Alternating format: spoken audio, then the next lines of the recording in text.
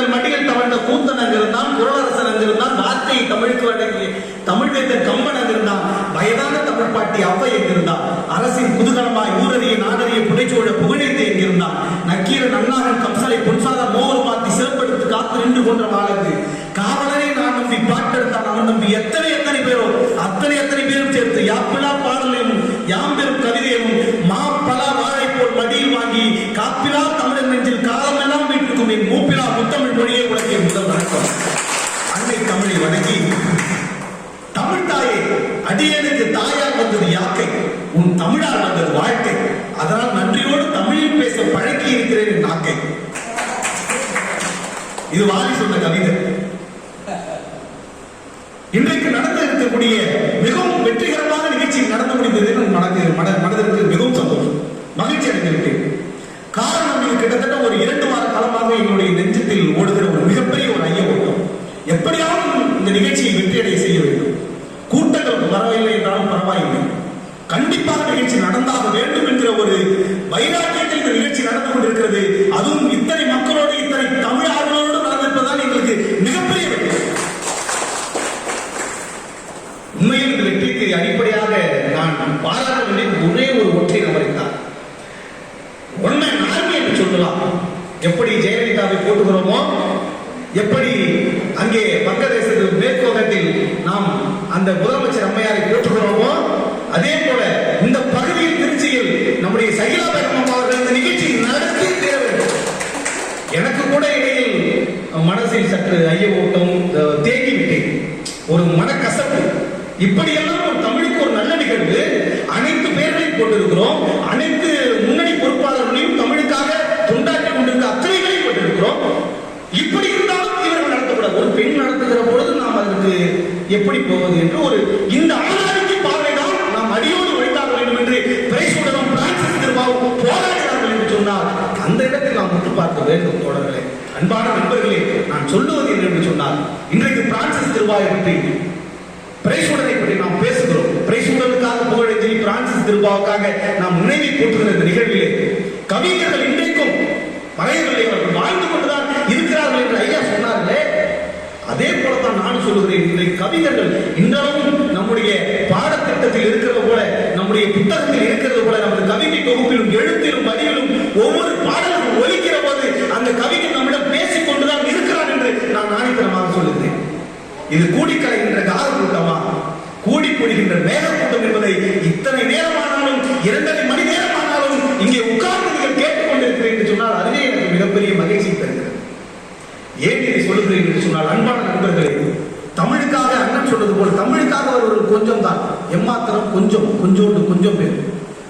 நம்முடைய அருமையான நண்பர் தேநீர் கவிஞன் என்று கடந்த மாதம் மதிப்பிற்குரிய நாடாளுமன்ற உறுப்பினர், அவர்களின் தலைவர், மாநிலங்களவை உறுப்பினர் தலைவர், மதிப்பிற்குரிய திருச்சி சிவா அவர்களின் கரங்களால் தேநீர் கவிஞன் என்று பட்டத்தை பெற்ற எனது மதிப்பிற்குரிய நண்பர், முன்னாள் ஆனந்த விகடன் பத்திரிகையாளராக இருந்து இன்றைக்கு வழக்கறிஞராக இருக்கக்கூடிய 10,000 பைசா கவிதை குழுமத்தின் நிறுவனராக இருந்து ஒரு டீ கூட எங்களுக்கு வழி இருக்காது. உண்மை சொல்ல போனா ஒரு டீ சாப்பிட எங்களுக்கு வழி இருக்காது. இன்னைக்கு ராத்திரி சாப்பாடு எங்களுக்கு என்னன்னு தெரியாது.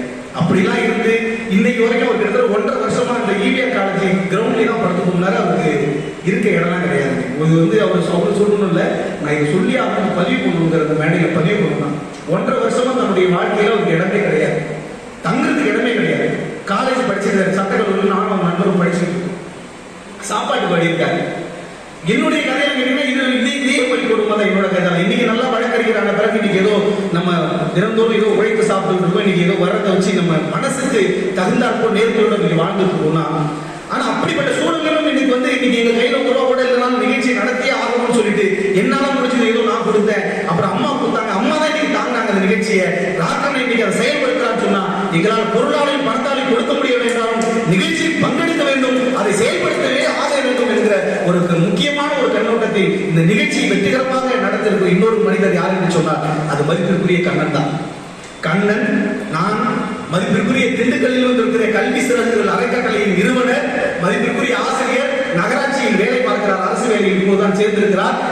முக்கியமான திமுகவில் பொறுப்பில் இருந்தாலும் அவரும் கஷ்டப்பட்டு இன்றைக்கு இந்த இடத்துக்கு வந்திருக்கிறார். நாங்கெல்லாம் படிக்கிற காலத்தில் நண்பர்களாக இருந்தவர்கள். இன்றைக்கு தமிழுக்காக எங்களுடைய வாழ்க்கையில் நாங்கள் ஒரு கூட்டமாக இருக்கிறோம். இன்றைக்கு வரவில்லை, நிறைய நண்பர்கள் எங்களோடு வரவில்லை. எல்லாம் இந்த தீபாவளி நேரமும் மற்றும் பண்டிகை காலத்தில் இருக்கிறோம். நெரிசல்களில் அவர்களுடைய குடும்ப சூழ்நிலையால் இன்றைக்கு தமிழிலிருந்து சற்று விலகி போகக்கூடிய ஒரு சூழல் ஏற்பட்டிருக்கிறது. இருந்தாலும் நண்பர் அங்கிருந்து திண்டுக்கல்லிருந்து வந்திருக்கிறார். நான் கும்பகோணத்தில் இருந்திருக்கோம். தலைவர் வந்து திருநெல்வேலி, ஆனா இங்கதான் தங்கி இருக்கிறார். திருநெல்வேலியிலிருந்து அவருக்காக அவருடைய கஷ்டம் கேட்டீங்கன்னா இன்னைக்கு என்ன அவருடைய நிலமும் பயங்கரமானது. எப்படி இருந்தாலும் பரவாயில்லை, தமிழுக்காக ஏதாவது செய்தார்கள் என்கிற ஒரு கண்ணோட்டம் தான் எங்களுக்கு. நாங்கள் அம்மாவுடைய ஆதரவு எப்போதுமே கேட்டு எப்போதுமே நிகழ்வு எங்களை அம்மா தான் எங்களை தூக்கி விட்டாங்க. இந்த இடத்துக்கு நாங்கள் வருகிறோம்னு சொன்னா அதுக்கு அம்மா அடிப்படை. இதை சொல்லிட்டு தான் நான் அடுத்தது தலைப்புகளே போகணும். எனக்கு 2 நிமிடம் போதும் தலைப்பு போல. ஏன்னா என்னுடைய நேரத்தை சசிகுமார் சொன்னது போல என்னுடைய நேரத்தை ஆரம்பத்திலேயே இந்த ஒரே அழகா முடிச்சிட்டாரு செந்திலண்ணன். செந்திலண்ணன் சொல்றோம்னா செந்திலண்ணன் எனக்கும் ஒரு வருடத்துக்கு முன்பாக பழக்கம். மிகப்பெரிய ஒரு அருமையான ஒரு இடத்தினார். மின்சாரம் போனாலும் துண்டிக்கப்பட்டாலும் தன்னுடைய குரலால் பதிவு செய்து கொண்டே இருந்தார். இங்க நம்ம அது காதல வாங்கணும். அதன் பிறகு ஐயா தலைமையேற்ற நிகழ்ச்சியை எத்தனை பேர் போனாலும் பரவாயில்லைங்க, என் பேர் இல்லைன்னா நான் தலைமையை எடுத்து நடத்துறேன்னு வந்தாரு பாருங்க. அதுக்காக ஒரு பலப்பணிகள் கைது. இங்கே வந்திருப்பவர்கள் சுத்தமானவர்கள். உங்கள் கைகள் சுத்தமாக இருப்பதை விட அதிக சத்தமாக இருப்பதையே இந்த சபை விரும்புகிறது. அப்பப்ப கைதட்டி உற்சாகப்படுகிறது. ஐயா சொன்னது போல கண்கள் சொன்னாருங்க. உண்மையாவே நான் ஆச்சரியப்படுறேங்க. எப்படி ஒரு யோகா மாஸ்டர் மோகனாசிரியர் யோகா ஆசிரியர் போது யோகா பண்ணி அவர் முகத்தை பார்த்தாலே எனக்கு ஒரு மன அமைதி கிடைக்குது. அவர் சாந்தி அடைப்புல எதுவும் எத்தனை கஷ்டங்கள் இருந்தாலும் அவர் ஒரு சில பேரை பார்த்தா அந்த முகம் பார்த்தாவே மனசு மாறிடுச்சுங்களா. அவர் பாருங்க, நீங்க ஒரு 10 நிமிஷம் பாருங்க, ஒரு 2 செகண்ட் பாருங்க. அந்த முகத்தை பார்க்கும்போது நமக்கு ஏதோ ஒரு அது ஒரு எப்படி சொல்றதுங்க, அது ஒரு என்னங்க சொல்லுவாங்க, அதை ஏதோ சொல்லுவாங்களே தேஜஸா, இது போல இருக்குங்க. உண்மையாவே அது ஒரு ஸ்பிரிச்சுவல் சொல்லுவாங்கல்ல, அதுதான் உண்மை. ஸ்பிரிச்சுவல் அதை சொல்ல வந்தேன். அந்த மாதிரி இருக்குங்க. உண்மையாவே சீரியஸ். அவர் இவ்வளவு அழகா பேசினார். அடுக்கான கோர்வையான நடைகள்ல தமிழ் உரையில எப்படி ஒரு தமிழ் பேச்சாளர் எப்படி பேசுவாங்களோ அந்த மாதிரி பேசினார். உண்மையாவே யோகா ஆசிரியர் ஸ்ரீனிவாசன் ஐயா அவர்களுக்கு நன்றி. புரியுது? இன்னும் அதான் சொல்றேன். போயிட்டு என்ன பண்றாரு, பிரான்சிஸ் கிருபாவை நாங்களே அதிகமா முழுமையா படிச்சது. எவ்வளவு அருமையா கோர்வையாவும் ஒரு துண்டு சீட் இல்லாம பல காலமா மேடையில பேசுற எங்களை விட தாண்டி 1 மணி நேரம் கிட்டத்தட்ட உரையாற்றுறாங்க. அதன் பிறகாக ஐயா என்ன மாதிரி மனுஷன் இங்க ஏன் வந்து இருக்கிறாரு எனக்கே தெரியல. அவரெல்லாம் எங்கே இருக்க வேண்டிய ஆள். உண்மையா சொல்றேன். சாரம் பாப்பையா, லியோனி, அப்புறம் சண்முக வடிவேலு, அப்புறம் நம்ம சுகி சிவா, இந்த மாதிரி லிஸ்ட் உள்ளவருக்கு அவர்லாம். அவர் ஏன் நீங்க இன்னும் தெரியல. நல்ல எப்படிதான் பேசுறாரு பாருங்க. கவிதை, இலக்கியம், உரைநடை, தமிழ், கருத்தியல், தத்துவங்கள் எல்லாத்தையும் சேர்ந்த ஒரு கலவையான தொகுப்பு. நான் உட்காந்து காலை வாங்கிட்டே இருப்பேன். புதுக்கவிதை அருமையா சொன்னாரு. நானும் அது மாதிரி நிறைய கவிதைலாம் கேள்விப்பட்டிருக்கேன். அப்பயிலேருந்து கேள்விப்பட்டேன். அப்படியே புதுக்கவிதை 2 வார்த்தை சொல்லுவாங்க. கண்ணு எப்படி கண்ணி உன்னை இன்முகத்தோடு தானே பார்த்தேன், நீ எதிர்த்து சமூகத்தோடு போனாங்கன்னு சொல்றாங்கல்ல, அந்த மாதிரிலாம் ஐயா சூப்பரா பேசினாங்க. உண்மையாவே ஐயாவுடைய உரை எனக்கு மிகவும் பிடித்திருந்தது. மேடையில் உள்ள ஆளுமைகள் மத்தியிலே இப்பொழுது நான் 2 வரிகளோடு என்னுடைய உரையை அடுத்த கட்டத்திற்கு நகர்த்தலாம் என்று ஆசைப்படுகிறேன். அன்பான தோழர்களே, பிரைசூடனை பற்றி நான் பேச வேண்டும் சொன்னால் 2 வரிகளை. பிரைசூடன் என்பவர் ஒரு பாடல் கவிஞன் தன்னுடைய பாடலின் மூலமாக 3 நிமிட பாடல்களின் மூலமாக ஒரு மனிதனை வாழ வைக்கவும் முடியும், அதே மனிதனை தோற்கடிக்கவும் முடியும் என்றால் அந்த 3 வரி பாடல்களுக்கு உண்டான அந்த முக்கியத்துவம் இருக்கிறது.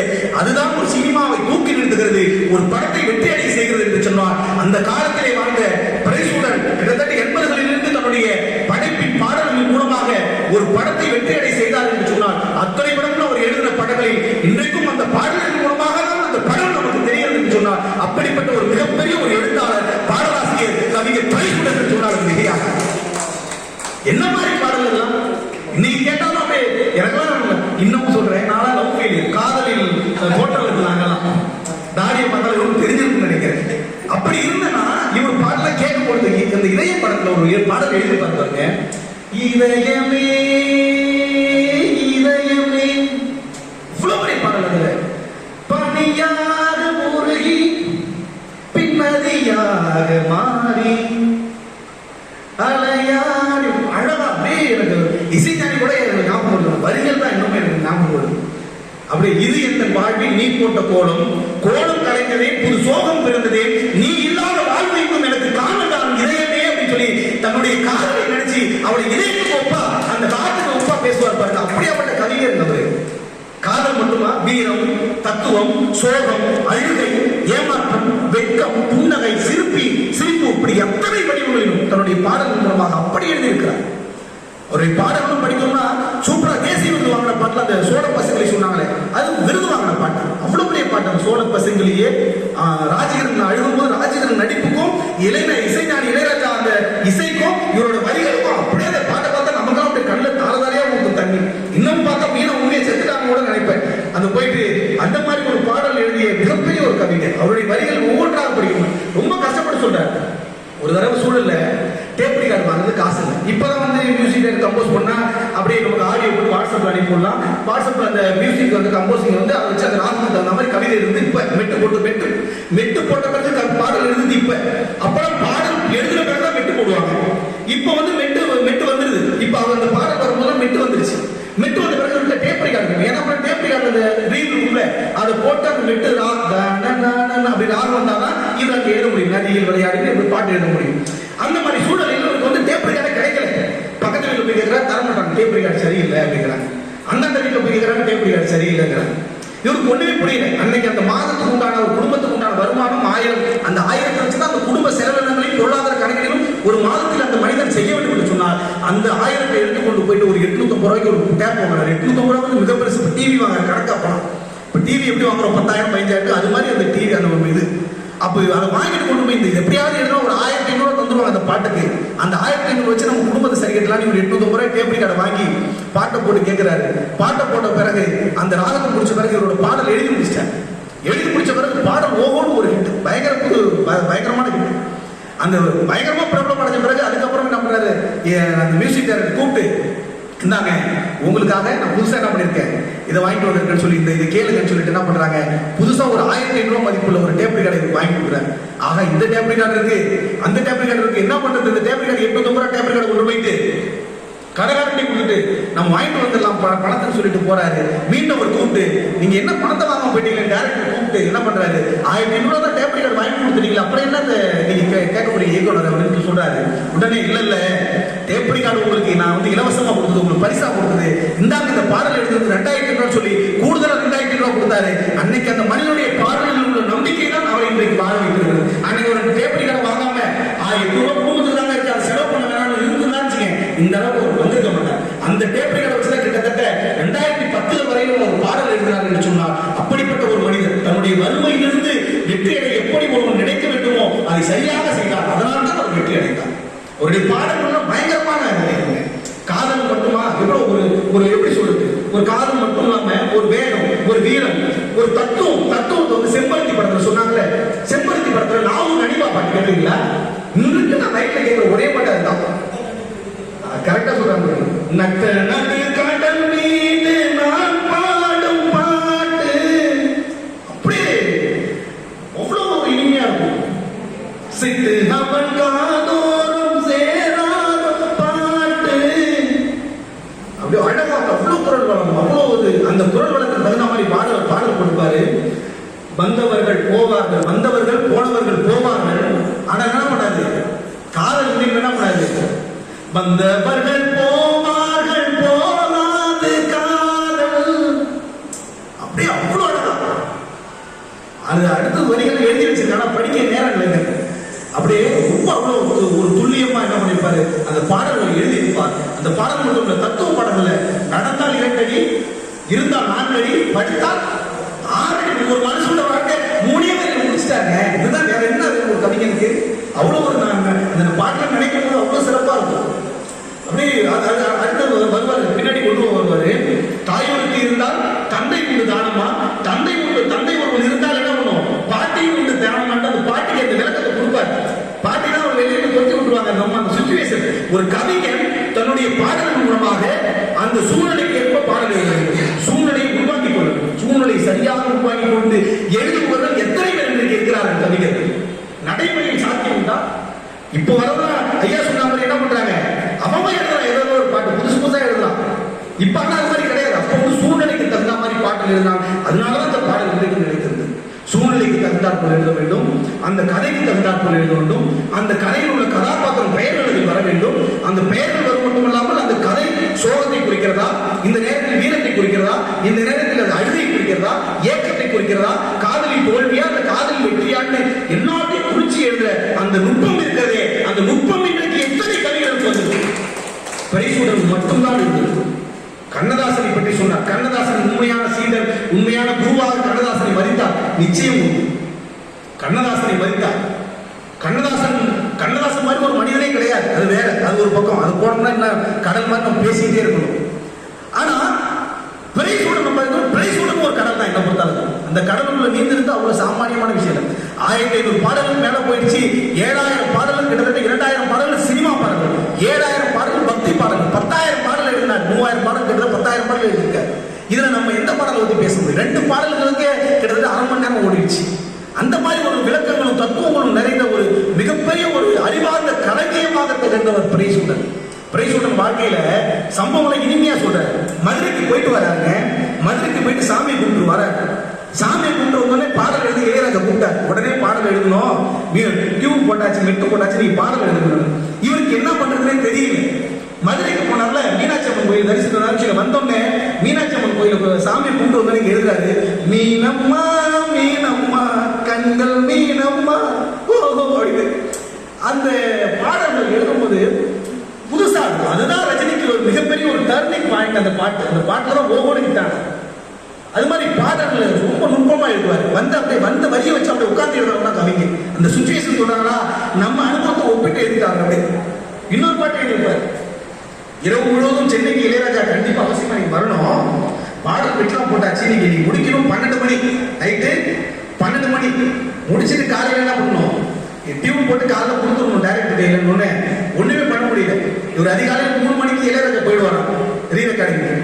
இவர் என்ன பண்றாரு, 2 மணிக்காக போனாங்க நல்ல மதிப்பா இருக்கும். இசை மியூசிக் டைரக்டர் வந்த பிறகு நம்ம போக முடியுமா? இசையம்மன் வந்த பிறகு இவர் என்ன பண்றாரு, 2 மணியில கிளம்புறாரு. பத்மா நம்ம கொலை நடந்துச்சு. கொலை நடந்தோன்னு அந்த நேரத்தில் என்ன பண்றது தெரியல. ஒரு போய் பாட்டு எழுதுறாரு, குண்டு கொண்டு வச்சிருக்கேன். அந்த சுச்சுவேஷன் வச்சு அப்படி தூக்கி அங்க போட்டுறாரு. வேடி குண்டு கொண்டு வச்சிருக்கேன். அந்த சுச்சுவேஷன் என்ன நடந்த சம்பவங்க இவர் பார்த்ததை அப்படி எழுதுறாங்க. அந்த அளவுக்கு ஒரு மிகப்பெரிய ஒரு மனிதன்.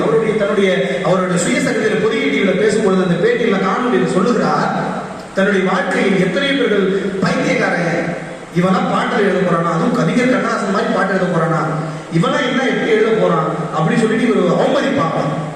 இன்னைக்கு பாட்டு எழுத முடிச்ச பிறகு சொன்னாங்க, எனக்கு அப்பவே தெரியும் நீ நல்ல பாட்டு எழுதுவோம், கண்ணுல அந்த தேஜஸ் தெரிஞ்சதையா அப்படின்னு சொல்றாங்க. அப்ப அவர் சொன்னாரு, அந்த வார்த்தைகள்லாம் நிதி சேர்த்து சொன்னாரு, அப்போ என்ன திட்டமும் மேலே நான் வருத்தப்படல, இப்ப போனதுனாலே நான் சந்தோஷப்படல, கவிஞர் எப்பொழுதும் நிரந்தரமாக இருப்பவன். அதுதான் அவங்க கண்ணதாசன் மேல உள்ள அன்புதான் சொல்றாங்க. அது பாசிட்டிவா எடுத்துல. கண்ணதாசனுக்கு ஈக்குவலா இணைய வரப்போறாரான்னு கேட்கும்போது என்ன சொல்றாங்க, கண்ணதாசன் இணையா நம்மளால வர முடியாது, கண்ணதாசன் மேல உள்ள அன்பு சொல்றாங்க.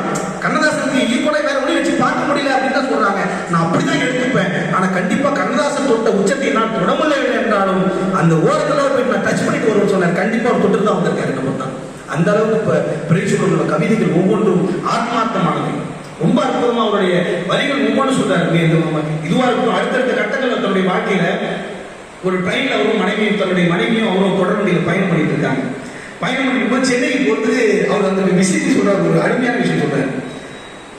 தொடர்வண்டி இருக்கிறது, ஆனால் என்னிடம் பணம் இல்லை சென்னை போவதற்கு அப்படின்றாரு.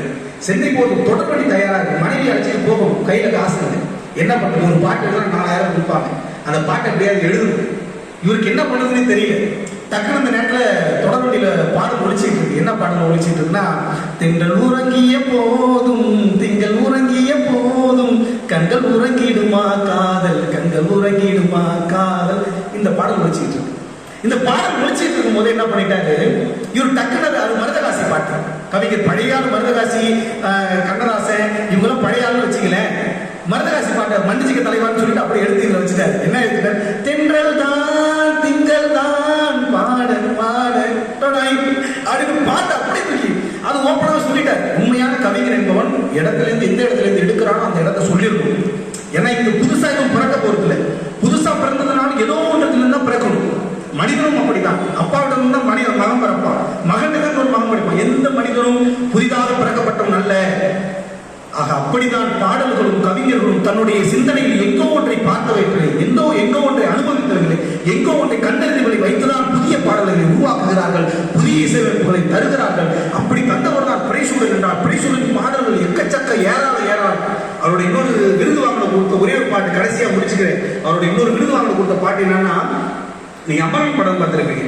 அமரன் படத்துல ஒரு முக்கியமான பாட்டு, ஒரு கார்த்தி பாடுவார், சந்திரனே சூரியனே நட்சத்திர நாயகனே. அந்த பாட்டு கேட்டுட்டே இருக்கு. நீங்க நைட்லாம் இரவுலாம் கேளுங்க. அந்த பாட்டெல்லாம் எவ்வளவு பெரிய பாடல், எப்படி எழுதியிருக்காரு. என்னமா காதல் பாட்டெல்லாம் குமிஞ்சிருக்கு. அப்படியே ஒரு பாட்டு வரும்போதெல்லாம் இந்த என்னை தொட்டு அள்ளி கொண்ட மன்னன் பேரும் என்னடி எனக்கு சொல்லடி விஷயம் என்னடி. ஒரு கேள்வி வாக்கியம் வச்சு அப்புறம் பதில் கொடுப்பாரு. இந்த மாதிரி கவிதைகள் நடைகள் யாருமே இல்லை. கேள்வி வாக்கியம் வரணும், பாடல்கள் கேள்வி வாக்கியம் வரணும், ஆச்சரிய குறிகள் வரணும், ஏமாற்றுகள் வரணும். ஏமாற்றங்கள் வரணும். யாருமே வர மாட்டாங்க. இப்ப இது கேள்வி வாக்கியம் வச்சு அது பதில் சொல்லுவார் அவரு. அன்பே ஓடிவா அன்பா கூடவா ஓ பைங்கிலி. கண்ணதாசன் பிரைசூடன் கிட்டத்தட்ட 8/10 8ஆம் தேதி 10வது மாசம் இந்த மாதத்தில் இறக்கிறார். அன்று தகவல் வருகிறது. உடனே நாங்கள் என்னுடைய வாட்ஸ்அப்பிலே என்னுடைய பதிவிலே ஸ்டேட்டஸிலே வைக்கிறேன். வைக்கும் பொழுது நான் அவருடைய பாடல் எந்த பாடல் வைக்கிறேன் என்றால், அவருடைய என் தாயிலும் கோயிலை காக்க மறந்துட்டு அந்த பாட்டில் இடையிலிருந்து நான் வரிகளை எடுத்து வைக்கிறேன். இடையில எந்த வரிகள்னா, அந்த எந்த வரிகள் வச்சேங்கன்னா, சொல்லாம போயிட்டேன்னு சொல்லிட்டு வச்சேன். அது மாதிரி வைக்கும் பொழுது கண்ணன் என்ன பண்றாப்புல பைங்கிலி பாட்டு வைக்கிறாரு. உற்சாகமா இருக்குயா, ஏன் அந்த பாட்டை வைக்கிறீங்க, ஒரு சோகமா இறந்துட்டாங்க அப்படிங்கிற. கவிஞர்கள் என்னைக்கே இறந்தாங்க, வாழ்ந்துட்டு தாயா இருக்காங்க, அந்த பாட்டை ஏன் சொல்லிட்டு பைங்கிலின்னு அந்த விளக்கத்தை கொடுக்குறாரு. பைங்கிலின்னு தமிழ் எப்படி வரும்? பச்சை கிளின்னு வரும். பச்சை கிளினா உண்மையான வார்த்தை. பச்சை கிளிய பைங்கிலின்னு கூட வைக்கலாம். பைங்கிலின்னு வைங்க, அது பச்சை கிளி பெண்ணை குறிப்பது. அதனால அந்த பெண்ணை அவன் பச்சை கிளியை பைங்கிலியாக பாடுகிறான்னு சொல்லி அந்த விளக்கத்தோடு கொடுத்த ஒரு செய்திகள் தெரிந்துக்கிட்டாங்க. இப்படிலாம் கவிஞர்கள் இருந்திருக்கிறாங்களா? நாங்களும் பாட்டு எழுத ஆசைப்படுறோம், வெட்டு கிடைச்சா நாங்களும் எழுதுவோம். ஆனா என்ன சூழல், இன்றைக்கு கஷ்டப்பட்டால் தான் அந்த இடத்திற்கு செல்ல முடியும் என்கிற நிலையில் அன்றைக்கு பிரான்சிஸ் கிருபாவும் இருந்திருக்கிறார், பிரைசூடனும் இருந்திருக்கிறார். அதனால் தான் இன்றைக்கும் அவர்கள் மறையாமல் வாழ்ந்து கொண்டிருக்கிறார்கள். வாழ்ந்தவர் கோடி, மறைந்தவர் கோடி. மக்கள் மனதில் நின்றவர் யார் என்று சொன்னால் இன்றைக்கு பிரான்சிஸ் கிருபாவும் பிரைசூடனும் இன்றாவும் நின்று கொண்டிருக்கிறார்கள். நாளவரும் நிற்பார்கள், சாகும் வரை நிற்பார்கள். அடுத்த தலைமுறையும் அவர்களை பற்றி பேசும். அதற்கு தான் அவர்கள் ஒரு பாடல் சொன்னார்கள். அண்ணன் சீனிவாசன் அண்ணனாக இருக்கட்டும், ஐயா லட்சுமணன் ஐயாக இருக்கட்டும், இல்ல தலைமையை ஏற்றிருக்கிற ஐயாவாக இருக்கட்டும், அல்லது செந்தில் அண்ணனாக இருக்கட்டும், பேசும்பொழுது 100 வருஷம் பாடலை அடிக்கடி ஒப்பிட்டார்கள். 100 வருஷம் பாடல் இன்றைக்கும் மேடைகளிலும் மட்டுமல்ல, எல்லா கல்யாண மேடைகளிலும் ஒழித்துக் கொண்டிருக்கிறது. எங்கு பார்த்தாலும் பாடல் ஒழித்துக் கொண்டிருக்கிறது. அந்த பாடல் இடையில ஒரு வார்த்தை வருங்க. ஒரு குடும்பத்தில் டிவர்ஸ் கேஸ் நிறைய வழக்கறிஞர்கள்லாம் வருது. நானே நிறைய வழக்குகள்லாம் பார்த்துட்டு இருக்கேன். ஆனா அந்த வார்த்தைகள் சொல்லுவாங்க, புருஷன் கொஞ்சாதி பொருத்தம் தான் வேணும், பொருத்தம் இல்லாட்டி வருத்தம் தான் தோணும், முதல்ல யோசிக்கணும், பிறகு நேசிக்கணும், என்னது அப்புறமா ஒன்னா சேர்ந்துட்டு அப்புறமா வாழு, உனக்கு தகுந்தபடி உயரத்தில் தகுந்த குணத்தில் சிறந்தபடி பொண்ணு கிடைச்சா நீ கல்யாணம் பண்ணுன்னு சொல்லுவாரு. இல்லாட்டா தனியால நில்லு அப்படின்னு வரும். அது மாதிரி ரொம்ப கவிதையெல்லாம் கூடிய விரைவில் ராக்கண்ணன், சுடலை இவர்களெல்லாம் திருமணம் செய்து கொண்டு அவர்களுக்கு திருமணத்திற்கு நான் இந்த பாடலெல்லாம் பாட வேண்டும் என்று ஆசைப்படுகிறேன். நிச்சயமாக இந்த சூழல் என் கண்முனை அரங்கேறும் என்று நான் ஆசைப்படுகிறேன். அன்பு நண்பர்களே, நேரம் விரைவாக கடந்து விட்டது. நேரம் நமக்கு விட்டு வைக்க விடவில்லை. இந்த நேரம் இப்படியே உரையாதா என்று நான் ஆசைப்படுகிறேன். ஆனால் இதுவரை ஒரு நாளும் நடந்தது கிடையாது. இருந்தாலும் இன்றைக்கு நிகழ்வில் அருமையாக சிறப்பித்த சிறப்பு விருந்தினர்களுக்கும், முன்னிலையேற்று நடத்தி கொண்ட முன்னிலையாளர்களுக்கும், தலைமையேற்று நடத்தி கொண்ட தலைமையாளர் அவர்களுக்கும் நன்றிகளை கூற இருக்கிற நீங்களும், இந்த நிகழ்ச்சியை தொகுப்புரை வழங்கிய அண்ணன் தம்பிகளும், மரியாதைக்குரிய திருச்சி நளினி ரேவதி ரொம்ப அற்புதமான பெண்ணு சகோதரி, ரொம்ப இந்த நிகழ்ச்சியை தொடர்ந்து எங்களுக்காக ஒரு உத்வேகம். அப்பப்பெல்லாம் பேசுவாங்க. நான் எப்பப்பெல்லாம் நிஜ வாய்ப்பு தான் பேசுகிறேன் அப்படின்பாங்க. இந்த நிகழ்ச்சியில் கலந்து கொண்ட ஐயா, நீங்களாம் இருக்கிறீங்க. எல்லாருக்கும் நான் உங்களுக்காக அண்ணன் நமக்காக பசி காலையில ஒரு 8 மணிக்கு சாப்பிடுவோம். 8 மணிக்கு சாப்பிட்டு வந்த பிறகு இன்னைக்கு இப்ப அண்ணன் கொடுத்த அந்த 6 மணிக்கு இந்த பிஸ்கெட் தான் சாப்பிட்டேன். அந்த அளவுக்கு நான் டிராவல் கிட்டத்தட்ட 120 கிலோமீட்டர் நான் தாண்டி வரேன். அப்படிப்பட்ட சூழ்நிலையும் இன்னைக்கு அண்ணன் எனக்கு உதவி செய்த நளினியோட அப்பா. அதனால அவங்களுக்கு எனக்கு நன்றி கூறி வந்திருக்கக்கூடிய மதிப்பிற்குரிய சுடலைமுத்துக்கும், திண்டுக்கல் சசிகுமாருக்கும், அக்கா அவர்களுக்கும், மேடையில் இருக்க அத்தனை பேருக்கும் நன்றி கூறி மிகப்பெரிய வெற்றி நிகழ்ச்சி. கண்டிப்பா இந்த நிகழ்ச்சி எல்லாரும் பேசுவாங்க. எனக்கு ஹைகோர்ட்டுக்கு ஜட்ஜு கூட ஒரு வாழ்த்து கொடுத்தாரு, பிரைசூடன் பத்தி பேச போய் பேசுற வீடியோ. அது மாதிரி நல்ல ஒரு நேரத்தை, எனக்கு நல்ல ஒரு அருமையான வாய்ப்பை மேடையும் வழங்கி தந்த உங்கள் அத்தனை பேருக்கும் நன்றி கூறி, எனக்கு கொடுக்கப்பட்ட நேரமோ நெருக்கம், அதனால் என் உரையில் ஏற்படுகிற சுருக்கம், என் வார்த்தையில் உண்டான உங்களுக்கு மயக்கம், அதிகம் பேசினால் எனக்கு கிறக்கம், இதற்கு மேல் பேசினால் உங்களுக்கும் எனக்கும் வந்துவிடும் விளக்கம். அதனால் நன்றி, வணக்கம்.